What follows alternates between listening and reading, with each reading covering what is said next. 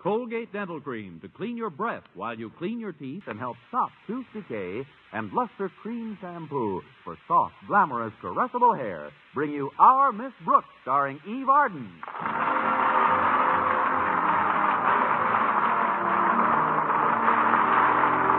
It's time once again for another comedy episode of Our Miss Brooks under the direction of Al Lewis.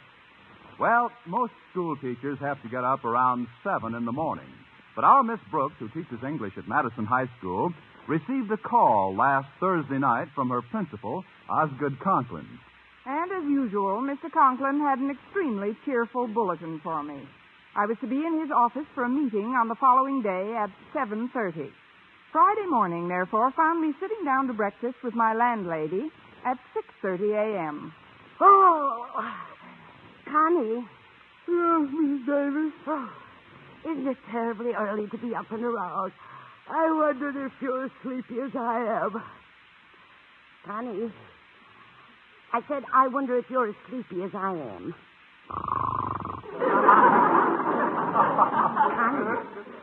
Connie, wake up. What's the matter? Who came in?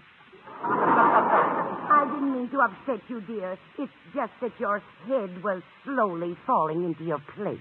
Oh, that would have made a nice headline. Teacher found face down in bowl of oatmeal.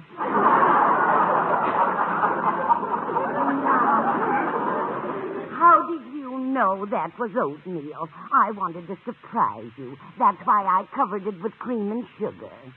Why I even sprayed a half bottle of sweet ale on it so you couldn't tell by the smell. Yum, yum, just the way I like it. What's this meeting in Mr. Conklin's office about, Connie? Well, as far as I could gather on the phone, Mr. Conklin found out that the mayor of our fair city is going to the opening of the Civic Symphony Orchestra season in the park today and will be driving past Madison with his entire entourage. But what has that got to do with you? Our beloved principal has decided that we ought to think up some stunts that might impress his honor. His suggestion was that students and faculty members all line up on the school steps. Well, that isn't a very original plan, is it? That's what I thought. I have a much more spectacular one. What's yours, Connie? Well, when the man should be found sitting on top of our 75-foot flagpole. That does sound spectacular. But where would all the teachers and students be? Where else? Shaking the pole.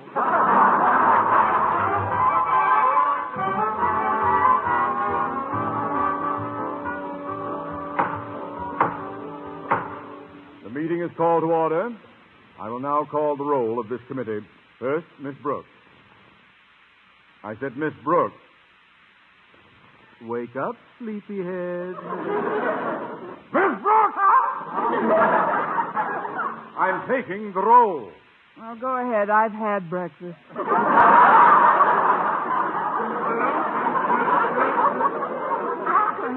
Here, sir. Wide awake and raring to go. Yes, sir. I'll give you the benefit of the doubt and mark you present, Miss Brooks. Next, the chairman of our entertainment committee, Mr. Philip Boynton. Oh, here, Mr. Conklin. Next, the editor of our school paper, invited to this meeting through the insistence of his class president, Harriet Conklin. Walter Denton. Present almighty ruler of Madison's destiny, should you decree that I am to contribute my meager wisdom to this august body, you have but to say the word, and I shall make available my every resource. Tap the well springs of hither... Oh, Briar!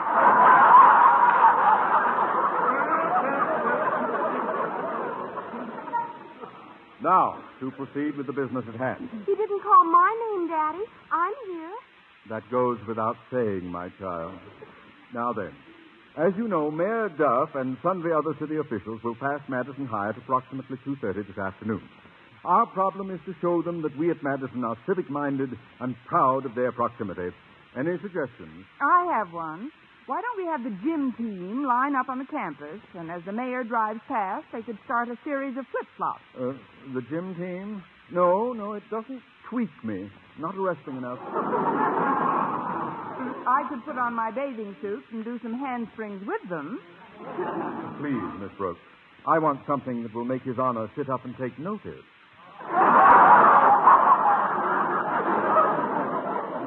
You didn't let me finish, Mr. Conklin. After my last handspring, I'd hurl myself under his car. Well, now we're getting somewhere. Anyone else have any lucid thoughts on the subject? Well, I have the tiniest glimmer of a germ of an idea, Mr. Conklin. Fine, Denton. Boil it down to a half hour and let's have it. I don't think Mayor Duff will really appreciate anything we try to do if he's just driving by. What we should do is make him stop and get out of his car. And how do you propose to accomplish this feat? Easy. Roadblock.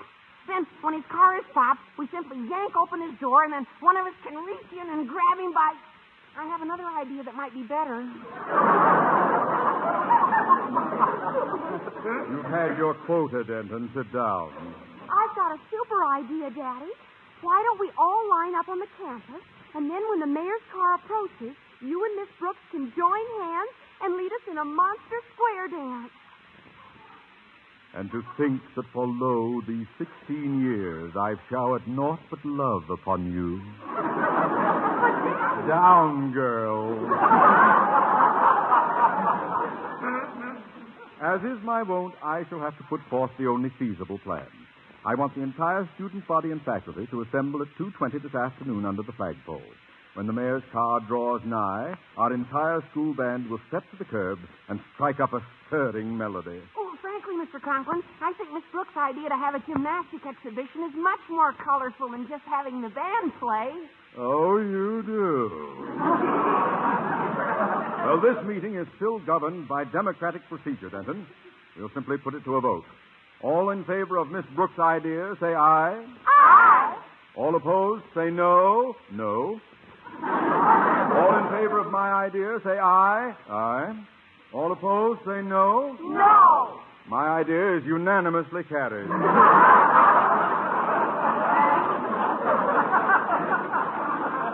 That was the closest election since Alf Landon. Meeting's adjourned. If you say so, Daddy. Good day, sir. Bye, Daddy. Yeah, bye. Oh, before you go, Miss Brooks, I would like to remind you that Mayor Duff has quite a reputation as a music lover. And if our band is going to salute him, their musical instruments must be in perfect condition. Yes, sir. You will assign someone in your class to see that each instrument is cleaned and polished until it's gleaming. That's all, Miss Brooks. Dismiss. Yes, sir. Come on, Walter. Now, farewell, Mr. Conklin. And should you ever again be in need of an unbiased opinion from the editor of the Madison Monitor, please feel free to call. Dismiss! Well, let's see now. Who can I get to polish these instruments? Any volunteers in my immediate vicinity? Well, I'd like to help you out, Miss Brooks, but frankly, I got a little history homework to do in my first class. History homework? But your first class is English. Yeah, I know, but when I sit behind Stretch Snodgrass with my English book propped up and the history notes underneath it, well, my English teacher would have to be a cock-eyed wonder to be able to tell whether I was, hey, you're my English teacher. Yes, I am, more's the pity. But you've given me an idea, Walter.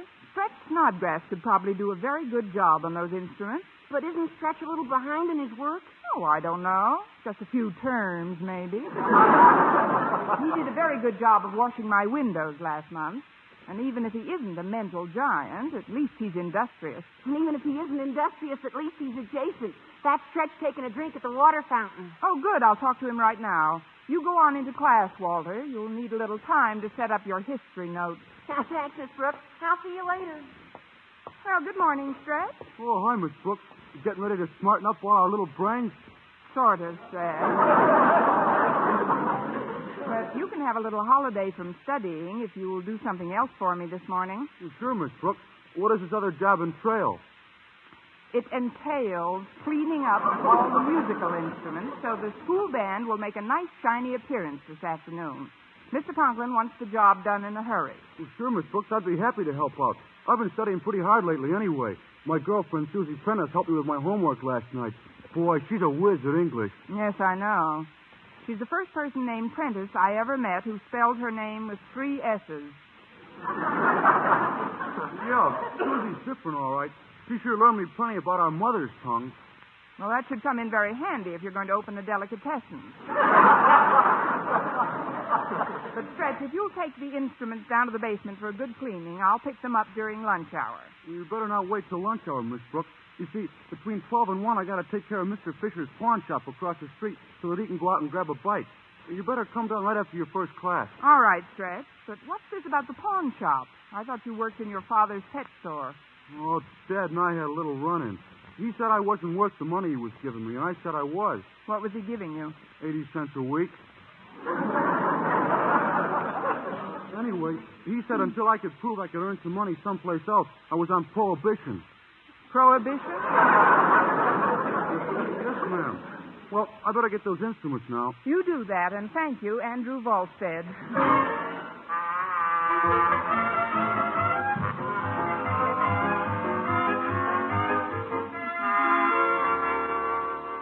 Well, here they are, Miss Brooks, all cleaned up. Oh, let's see. Stretch. These drum heads are all warped and split. And look at this slide trombone. Doesn't even slide. And these trumpets are all rusty. Rusty? Stretch, how did you clean these instruments? Well, the same way I clean the windows, Miss Brooks. Soap and water. Soap and water? Sure. I just dumped all them instruments in this big tub and scrubbed like mad. Then I hung them over this electric heater till they was dry. Here, feel this saxophone, Miss Brooks. It's good and dry, ain't it? Dry, yes, but good it ain't.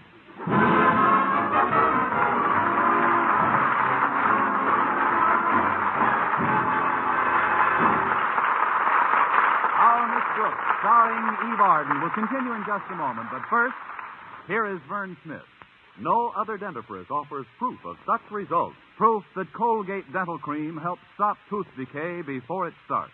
2 years' research at leading universities using Colgate Dental Cream, hundreds of case histories, makes this the most conclusive proof in all dentifrice history on tooth decay. Conclusive proof that when teeth are brushed with Colgate right after eating, Colgate Dental Cream helps stop tooth decay before it starts. Yes, the toothpaste you use to clean your breath while you clean your teeth now offers a safe, proved way to reduce tooth decay. Modern science shows decay is caused by mouth acids, which are at their worst right after eating. Brushing teeth with Colgate as directed helps remove acids before they harm enamel. Colgate Dental Cream has been proved to contain all the necessary ingredients, including an exclusive patented ingredient for effective daily dental care. Get Colgate Dental Cream today. Big economy size, only 59 cents. Always use Colgate Dental Cream to clean your breath while you clean your teeth and help stop tooth decay before it starts. Remember, no other dentifrice offers proof of such results.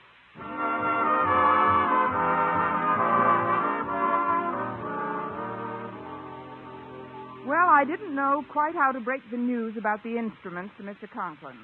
For while he had been very fond of Shep Fields and his rippling rhythm, I wasn't quite sure how he'd react to Stretch Snodgrass and his soggy symphony. When lunch period arrived, I determined to share my dilemma with Mr. Boynton for 2 very good reasons. One, if we could just put our heads together for a few minutes, I felt the problem would be solved. And 2, if we could just put our heads together, I didn't care whether the problem was solved or not. On my way to the biology lab, however, I was intercepted by Stretch's girlfriend, Susie Prentice, a cute little redhead with a baby face and a brain to match. Excuse me, Miss Brooks, but if it isn't too discommoding, could I commune with you for a jiffy? Well, how does that go again? I'd like to commune with you. That's short for communicate. And you know, have a little chat, or as the French say, tote-a-tote. Tote-a-tote? Isn't that the way they say in France?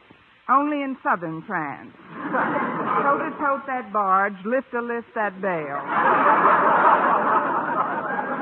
Miss Brooks, I need your advice about something. I'm in quite a predicament. It's about Stretch. Stretch? Yes, ma'am. When I first started to feel the way I felt about him when we first started dating, I thought it was just an infatuation. An infatuation? Yes, ma'am. But as the weeks went by, I was very surprised to see that he didn't begin to plawl on me. To plawl on you? Well, you see, I know that Stretch is a good athlete and all that, but it's mentally I'm worried about. Miss Brooks, what do you think of Stretch mentally? Mentally, I think Stretch is a Lilliputian. Put another L in that word.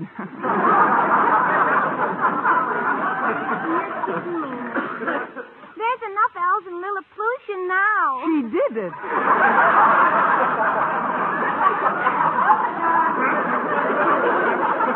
You know, I'll never forget the first time we met. Do you believe in love at first sound? At first sound? Don't you mean love at first sight, Susie? We were in a dark room. A bunch of us were sleeping. And honestly, the first time I heard Stretch's voice, it gave me goose pimples. Susie, it gave me goose pimples. Gosh, when did you play post office with Stretch? I was just correcting you, Susie, and I'll be more helpful another time, dear. Right now, I've got my own problem to solve. What's wrong, Miss Brooks? I've got to get some new musical instruments by the time Mayor Duff drives by the school with his entourage. Is that what Mayor Duff is driving by the school with? At least. Well, you don't have to worry about musical instruments, Miss Brooks. Stretch is working in Fisher's pawn shop across the street during lunch. I'm sure Mr. Fisher won't mind if we borrow a couple of the instruments he's got in there. Say, that's not a bad idea, Susie. Will you ask him about it? Well, sure. But why do we have to borrow the instruments? What become of the ones the school used to have? Used to have? We used to have some? Well, we used to, but we aren't have them now, hardly. Now, you better hurry over and talk to Stretch about those instruments. I've got to see Mr. Boynton. All right, Miss Brooks. Toodle. Toodle. I'd like to join that girl. Seems like an awfully nice world she's living in. It's me, Mr. Boynton. Are you busy? Oh, not a bit, Miss Brooks. Come on in. Why, I hope the ceremonies go well today. I'm quite fond of Mayor Duff, you know. I voted for him in the last election against Adrian Himmelstoss. Me, too. I didn't think Himmelstoss was anything. And Mr. Conklin's a great fan of the mayor's, too. In fact, he told me a little while ago he'd give anything if he could be riding in the mayor's car as they drove past the school. I'd like to be in it, too. Then I wouldn't have to explain to Mr. Conklin about Stretch and the instruments. Well, what happened to the instruments? All I can tell you, Mr. Boynton, is that whatever you play on them, out comes I'm forever blowing bubbles. With real bubbles. I don't understand. Stretch washed them all in soap and water. They're useless. His girlfriend, Susie Prentice, said she was going over to the pawn shop and borrow some others, but I don't trust Susie's memory, especially when Stretch is around. We'd better go over there and check on those instruments. Mr. Conklin wants the band to make a big impression on the mayor. Well, I can't quite follow this, Miss Brooks, but I'll be happy to help out in whatever way I can. First, though, I'd like to ask you something, Miss Brooks. Yes. I mean... What is it? Do you think it'd be all right if I played with the band this afternoon? You? But, Mr. Boynton, we may not have enough instruments to go around as it is. Oh, I have my own instrument. It's right here in the desk. See? A ukulele. Well, Joe, college. I used to play it quite a bit back in college. You did? There was one song I was particularly fond of. Oh, let's see. How did that go again? Oh, I know. Somebody loves me. I wonder who. I wonder who it can... If you go for kissing, cutie, you could be my sweet patootie.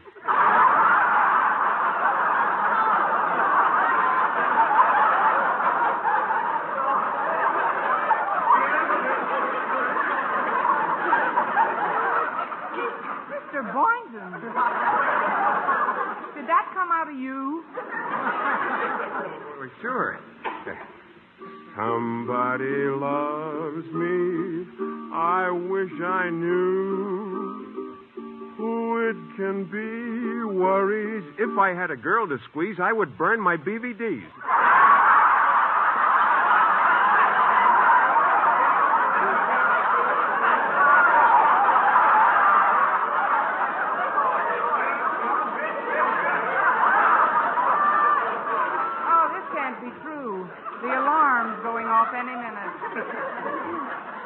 For every girl who passes by, I shout, hey, maybe. Come on, Miss Brooks, join in. Okay. You were meant to be my lovin'. We would make a lovely pair. I'm so round and you're so square.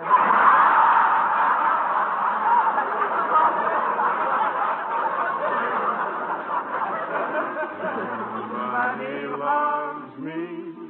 I wonder who. Maybe it's... No more pencils, no more books. Pretty soon, no more Miss Brooks.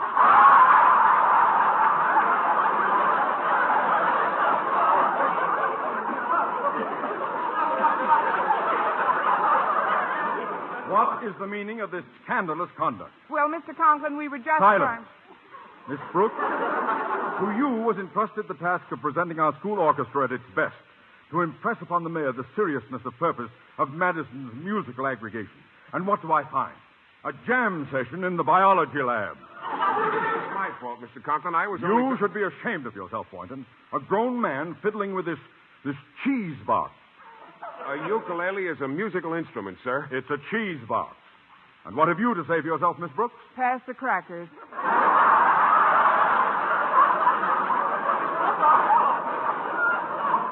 I mean, we were just leaving, Mr. Conklin. Perhaps you'd better. Yes, sir. Goodbye, Mr. Conklin.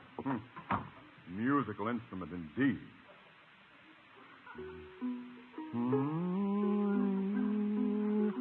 Boom, boom, boom, boom. R. I said R-A. R-A-G-G. R-A-G-G-M-O-P-T. Ragmop.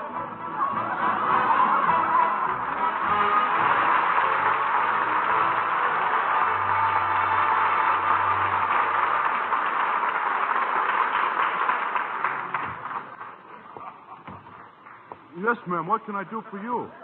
Oh, it's you, Susie. Hi, Stretch. Gee, you sound just like a regular salesman. Real sophisticated. Well, thanks, Susie. Of course, it's kind of tough to be sophisticated in this place, surrounded by nothing but secondhand junk. Oh, it ain't all junk. Those musical instruments in the window look brand new.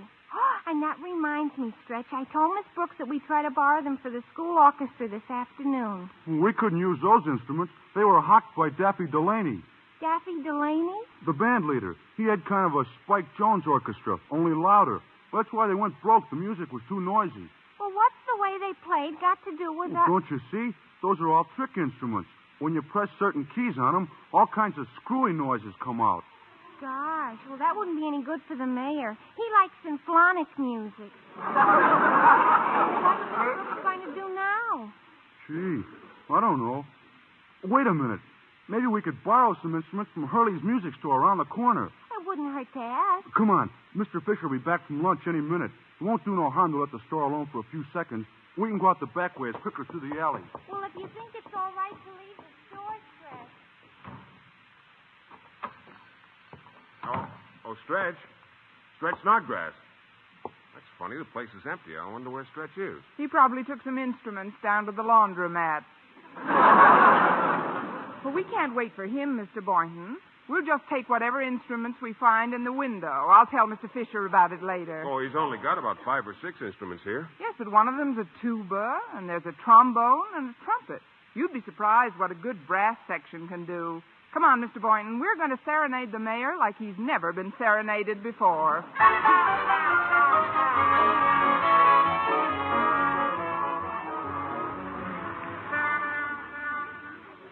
Well, Miss Brooks, Mr. Boynton, I see you've got the students all lined up. Yes, Mr. Conklin. According to the schedule, the mayor's car should be only 3 or 4 blocks away.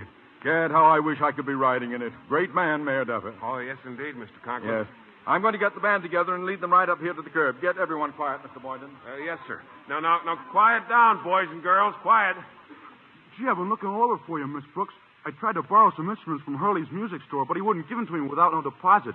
Susie's still over there arguing with him. Well, she doesn't have to bother, Stretch. Mr. Boynton and I took all the instruments we need out of Mr. Fisher's window. What? But those are trick instruments. They were hocked by Daffy Delaney. Stretch, you mean those instruments can't be played? Well, they can be played all right, but I don't guarantee what'll come out, especially the tuba. When you press the middle valve down, a charge of explosive goes off inside the horn. Oh, no. I've got to get to that band before Mr. All right, Conklin... places, everybody. Step back, trumpet. You, trombone, get a little closer. Mr. Conklin, I've got to talk to you right away, sir. It's about... What are you doing with that tuba? I'm going to play it, Miss Brooks. Oh, but, sir, you can't. Oh, I can't, can't No. I? Well, for your information, Miss Brooks, I have been playing the tuba since before you were... since you were in your early 20s.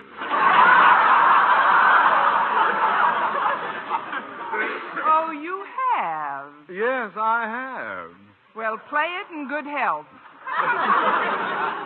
Here comes the mayor's car, Daddy. Oh, thank you, dear, thank you. Now, remember, orchestra, on the last 4 bars, you all drop out for my solo. Oh, Your Honor, wait a moment, Your Honor. Oh, look. Look, the cars are slowing down. Ready, everyone? Remember now, play softly and with great dignity. A 1, a 2.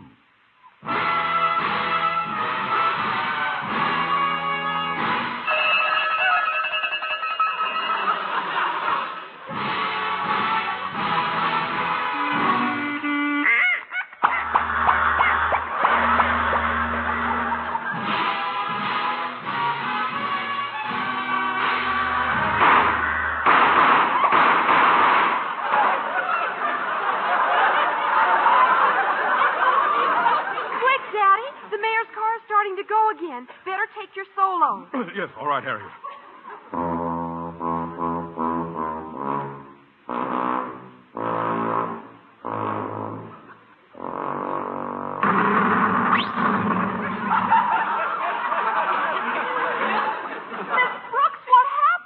Your daddy got his wish, Harriet. He's now riding in the mayor's car.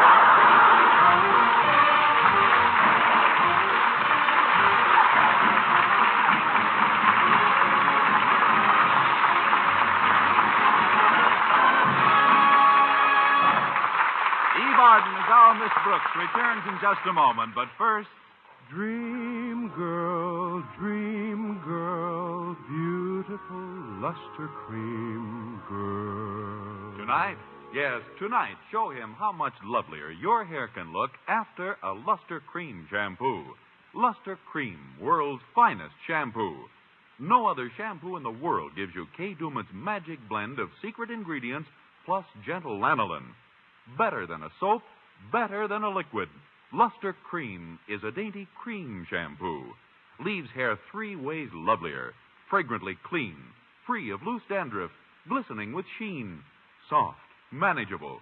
Even in hardest water, Luster Cream lathers instantly. No special rinse needed after a Luster Cream shampoo. So gentle, Luster Cream is wonderful even for children's hair. Tonight, yes, tonight, try Luster Cream shampoo. Dream girl, beautiful luster cream girl. You owe your crowning glory to a luster cream shampoo.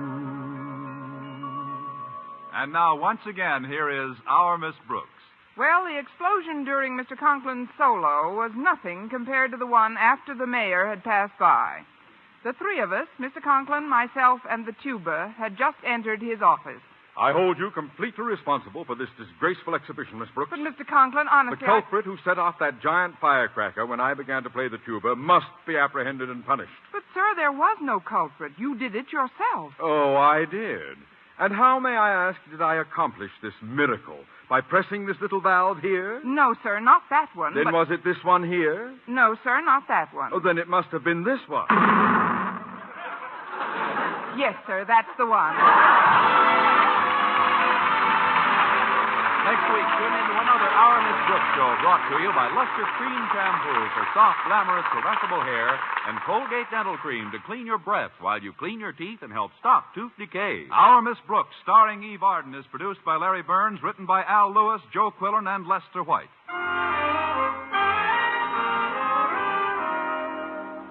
For a beauty bath that brings you glamour from head to toe, get bath-size Palmolive soap.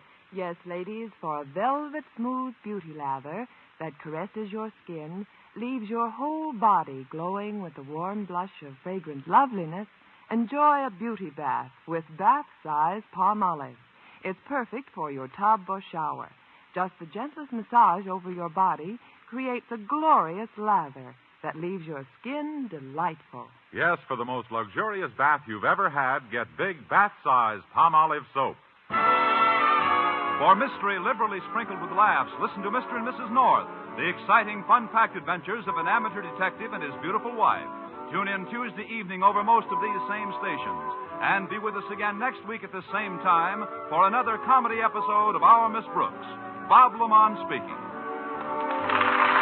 This is CBS, the Columbia Broadcasting System.